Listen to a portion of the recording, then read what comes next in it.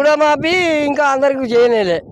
₹1,00,000 అన్నర్లో 70,000 ఉన్నకు 50,000 ఉన్నకు 20-30 వేలకే రుణమాఫీ అయింది. ఈ ₹1,00,000 2,00,000 కాలే ఇంకా అవుతుంది అంటాడు. అది ఏమవుతుందో ఏం కథ. కేసీఆర్ ఉన్నప్పుడు ఆయన ఒక ₹1,00,000 రుణమాఫీ చేస్తా అన్నాడు. ఆయన కొందరు చేసిండు, కొందరు చేయలే ఆయన కూడా. ఇక కేసీఆర్ ఉన్నప్పుడు ఇది ఏం చేసిండు, ఆయన గంతే చేసుకుంటూ వస్తూనే ఉన్నాడు. ఇక ఆయన గంతే నడిచింది, ఈయన గింతే నడిచింది. ఎవరు ప్రజలను ఆగం చేసుడే కానీ ప్రజలను బాగు పెడుతుడు ఏది లేదు.